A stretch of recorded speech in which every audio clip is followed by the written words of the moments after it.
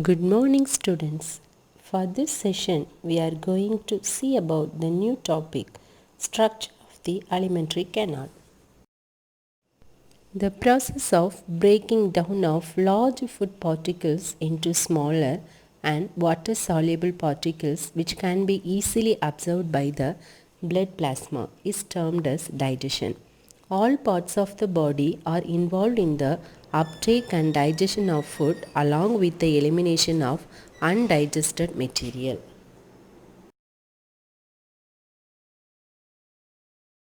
What is the alimentary canal? The alimentary canal is mainly referred to as the pathway by which food enters our body and moves out through the anus after digestion. It is a tube-like structure which starts from the mouth and ends in the anus. The alimentary canal plays a primary role in the human digestion and is also termed as the digestive tract.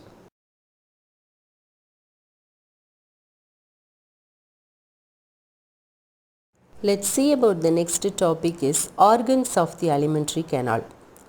The main organs of the alimentary canal are the mouth, buccal cavity, pharynx, esophagus, stomach, small intestine that is duodenum, jejunum and ileum, then large intestine, cecum, colon and rectum and anus. The first topic is mouth.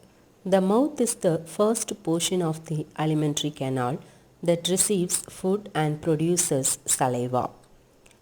In addition to its primary role as the beginning of the digestive system, in humans the mouth also plays a significant role in communication. While primary aspects of the voice are produced in the throat, the tongue, lips and jaw are also needed to produce the range of sounds included in human language. The mouth consists of two regions, the vestibule and the oral cavity proper. The mouth is an oval-shaped cavity inside the skull. The two main functions of the mouth are eating and speaking. The mouth is also known as the oral cavity or the buccal cavity.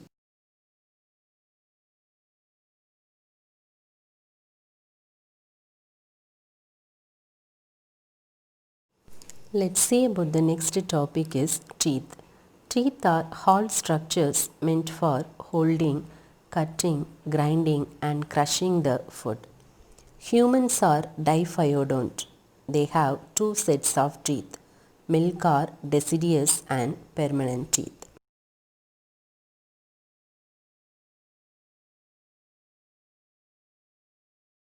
Let's see about the next topic is types of teeth. The types of teeth are denoted as incisor, canine, premolar and molars. Types of teeth and their functions. Incisors. The main functions of the incisors are cutting and biting the food. The next one is canines. Canines, the main function is tearing and piercing the food. Next one is premolars. The main functions of the premolar is crushing and grinding the food. The next one is molars. The main functions of the molar is crushing and grinding and mastications of the food. The structure of the tooth is made up of three parts, the crown, neck and root. The exposed part of the tooth is called the crown. The region where it is covered with gums is known as neck, and the root is embedded in the socket of the jawbone. Now let's move on to the next topic is salivary glands. Salivary glands are present in the mouth and secrete saliva that helps in the digestion of food. Salivary glands are a group of organs present in our mouth that secrete saliva. It is found in mammals only. It is an exocrine gland that secretes substances outside the body or within a body cavity. Saliva contains various chemicals with water, including mucus, salt, antibacterial substances, enzymes and chemicals that control the pH in the mouth.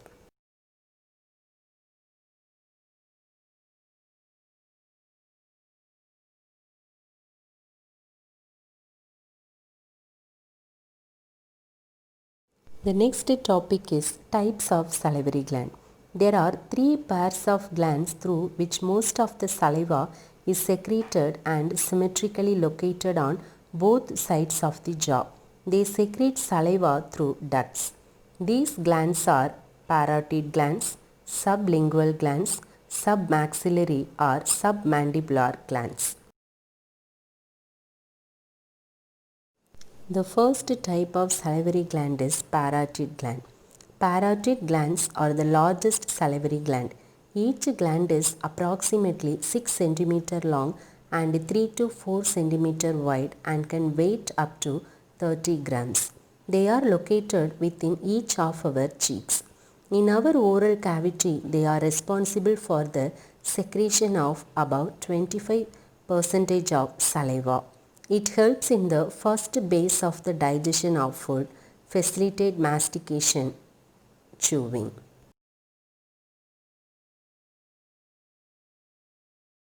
The next type of salivary gland is sublingual glands.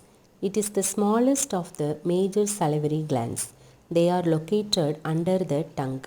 Approximately 5% of the saliva comes from these glands. The saliva that comes out is mostly mucus, having a viscous texture and flows into the mouth through sublingual ducts.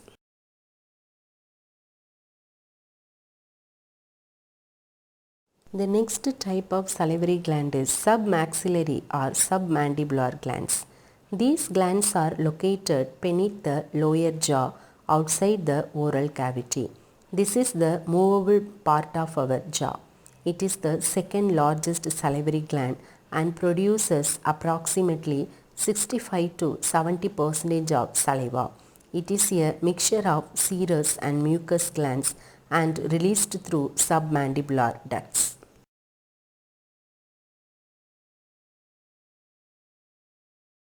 Let's see about the next topic is structure of tongue. The tongue is a muscular sensory organ which helps in mixing the food with the saliva. The taste buds on the tongue helps to recognize the taste of food. Muscular and glandular structure attached to the base of the oral cavity. The upper surface of the tongue has tiny projections known as lingual papillae. Lingual papillae are of three types: circumvallate, fungiform and filiform.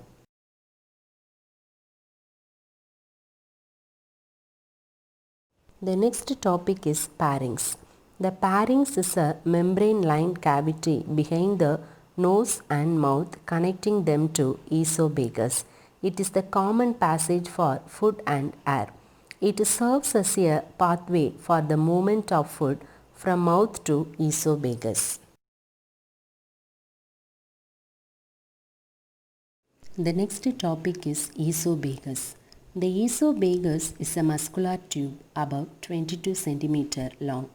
Its function is to transport food and fluid after being swallowed from the mouth to the stomach. No absorption of nutrients takes place in the esophagus. A mouthful of food which has been chewed and swallowed is called a bolus. This is propelled from the pharynx into the esophagus and is swept towards the stomach in peristaltic waves. These muscular contractions are involuntary and cannot normally be felt. When food is not passing through, the esophagus is folded in or collapsed. Now let's see about the next topic is stomach. The stomach is a wide J-shaped muscular organ located between esophagus and the small intestine. It is a muscular bag positioned at the upper left part of the abdominal cavity. It has four parts: cardiac, fundus, body and pyloric portion. The first one is cardiac part. It is present close to the heart. The opening of the esophagus to the stomach is regulated by the gastroesophageal sphincter. The second one is fundus. It is dome-shaped and is usually filled with air. The second one is body. This is the main part of the stomach. The next one is pyloric. It opens in the first part of the small intestine, duodenum. The opening of the stomach into the small intestine is regulated by the pyloric sphincter.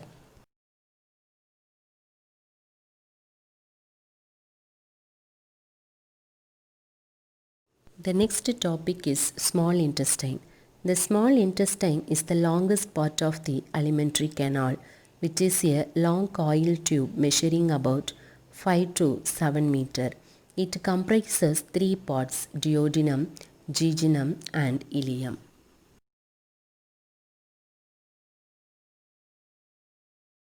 The first part is duodenum. It is C-shaped. The pancreatic, bile and hepatic secretions are added to the food by hepatopancreatic duct.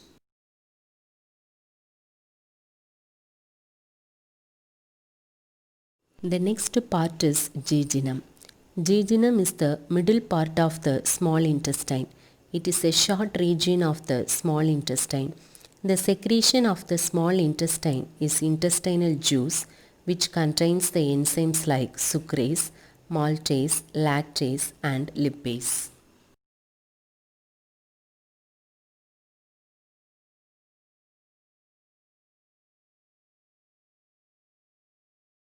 The next part of the small intestine is ileum. It is highly coiled and opens into the large intestine. Ileum is the longest part of the small intestine.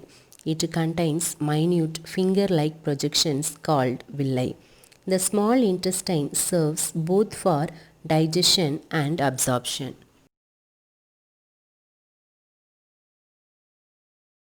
The next topic is liver. It is the largest digestive gland of the body. It is reddish brown in color. It is divided into two main lobes, right and left lobes. The right lobe is larger than the left lobe. On the under surface of the liver, gallbladder is present. The liver regulates most chemical levels in the blood and excretes a product called bile. This helps carry away waste products from the liver. All the blood leaving the stomach and intestine passes through the liver. The liver processes this blood and breaks down, balances, and creates the nutrients and also metabolizes drugs into forms that are easier to use for the rest of the body or that are non-toxic.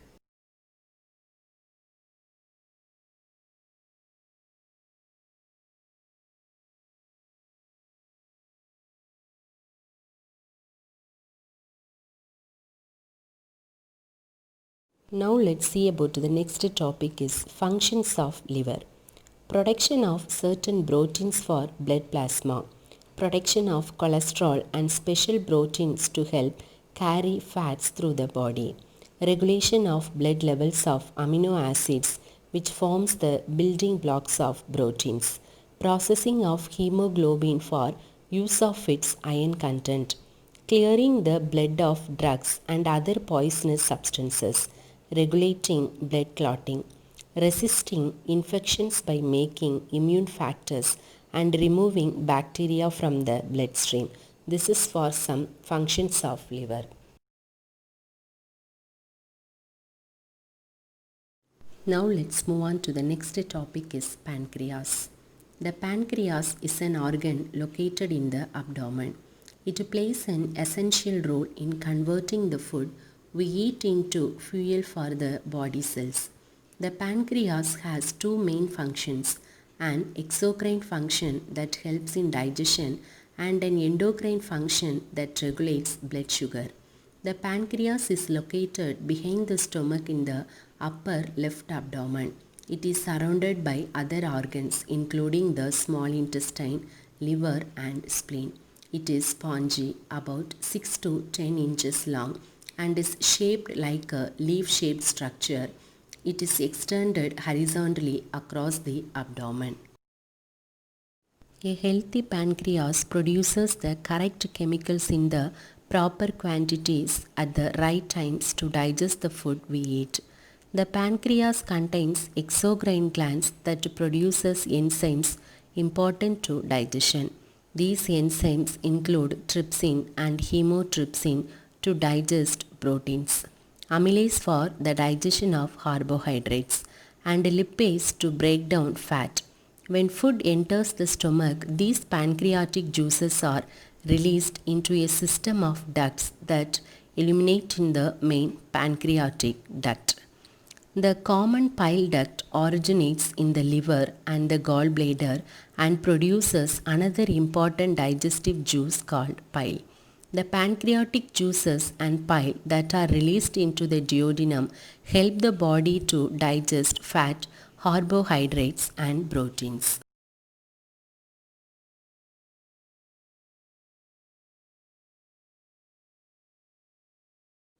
Now let's move on to the next topic is large intestine. The unabsorbed and undigested food is passed into the large intestine. It extends from the ileum to the anus. It is about 1.5 meters in length. It has three parts: cecum, colon, and rectum. Cecum is a small sac-like structure containing symbiotic microorganisms. The vermiform appendix is attached to it. The next one is colon. It is divided into four regions: ascending, transverse, sigmoid, and descending. The next one is rectum. It opens into the anus. The undigested or unassimilated portions of the ingested food materials is thrown out from the body through the anal aperture as fecal matter. This is known as egestion or defecation. That's all for today. Thank you, students. Have a nice day.